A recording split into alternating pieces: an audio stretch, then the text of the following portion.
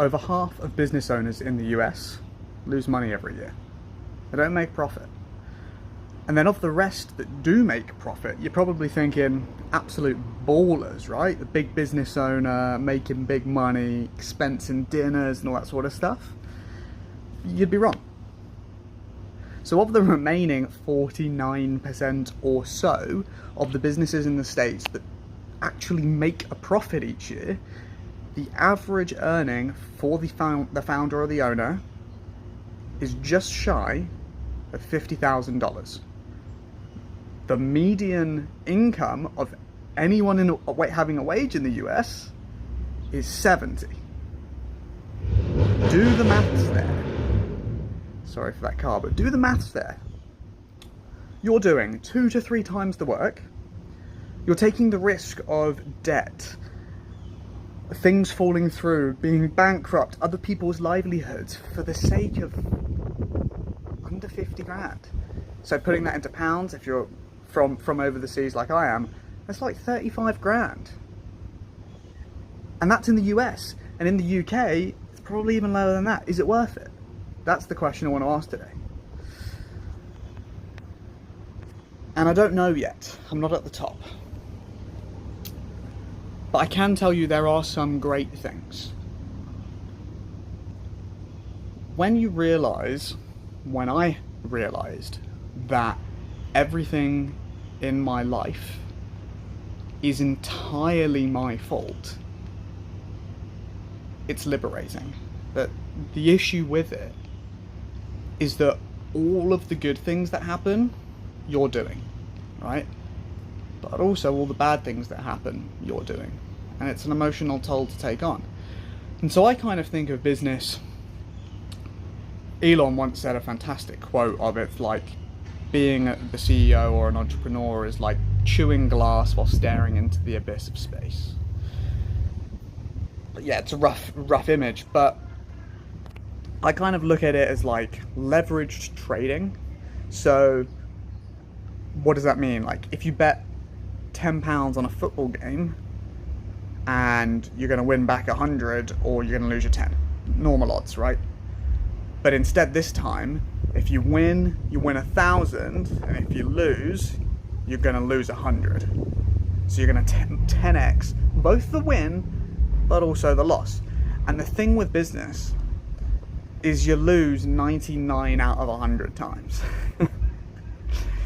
But then Bezos has this fantastic saying about a principle around business in that in baseball, the most runs you can ever score with the world's greatest hit, if you hit the ball not only out the park, but you hit it 1,000 miles, you still only get 4 runs, right? So you might as well just hit it over the fence, because there's no point in hitting it further, you don't get anything extra. But in business, sometimes you can get 1,000 runs from one hit. And so yes, you do lose 99% of the time. We call those tests or experiments, right? It's what being a scientist is. But when you win, if you do it properly and you play the game diligently, you can win big, really big. And there are systems out there which make business sound super easy. Like my first big business, or first 7-figure business, was a chocolate factory. And how did we end up selling it, or selling our product? We didn't sell it. We had other people who sold it for us, and other people who got other people to sell it for us. We sold through an affiliate program, and we had over 10,000 affiliates who sold our product on our behalf. So every day we just woke up and boom, 5, 6 grand just coming in of orders, and all we had to do was figure out how to fulfill it. Sounds luxurious, but there are problems that come with luxury too. We call those luxury problems, and that's generally when your business is supply strained, like you're struggling to meet the supply of what people want to buy. Those luxury problems are very real, but they're still luxury problems. And if you're on the unfortunate side of having a demand constraint, like most businesses, there aren't enough people who want to buy your stuff, who know about it, or you're not charging enough money and stuff like this, then you've got stresses of how do you make payroll, and where's that next bill being paid? Where's the money for that coming from? And so business can be a really stressful game. But there are loads of freedoms. It's a pro and a con all in one, and it just depends what's right for you. Sorry, just gonna let that very loud car go by. And so that was just rude. All right, now they're gone.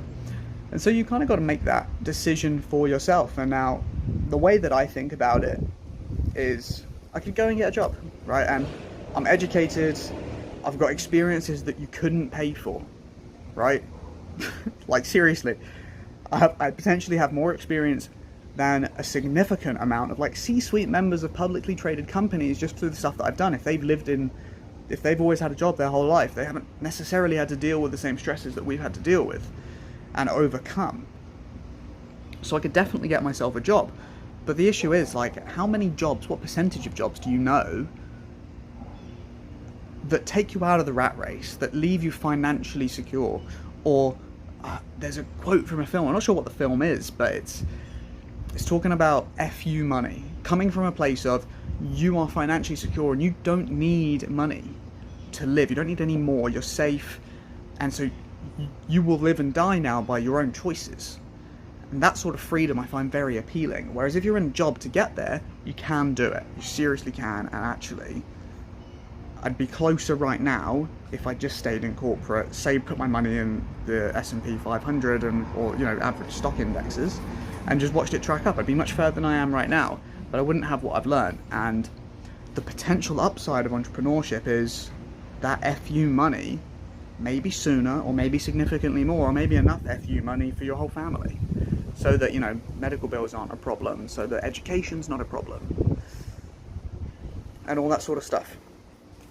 So it's those sorts of things that it's the potential upside that I'm excited for, and the work is real. It's always going to be there. So yeah, those are my thoughts from today. And today is the day that Alex Hormozi, one of my biggest mentors, only met him once personally, just launched his third book and smashed the world record for the most number of books sold in 24 hours on book launch. The number one place before him was Prince Harry, selling like 1.4 million in a day, and Hormozi at the moment is still on the book launch. He's still launching 8 hours after he started. Is about 2.7 million. He's almost doubled first place, and it actually puts him, I think, 4th in the entire world, including all fiction books too, the top 4 of which are Harry Potter.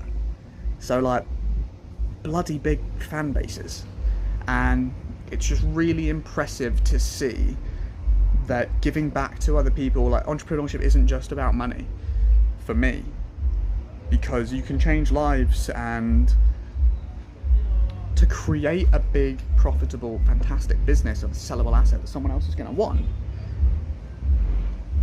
generally helps a lot of people. And there's a reason that many people are buying his book. He's not that he's trying to screw them over or scamming them. He's genuinely provided so much value to people and changed lives, and now he's getting a public stage for it, and I think that's just fantastic. And especially in the UK, I want to reignite that fire that I've really seen here in the States, that people go out and get after it. Whereas in the UK, lots of people honestly have an entitled mentality, and they're like, unless you're paying me at least 35 grand a year, like the UK minimum, like average, sorry, I'm not even going to step foot outside my house for you. Whereas here, people are hungry, and they'll get out for nothing, and they'll earn twice you do. And I love that. I love the hustle, because they don't rub it in each other's faces. You see someone else succeeding, you ask questions, and they help you.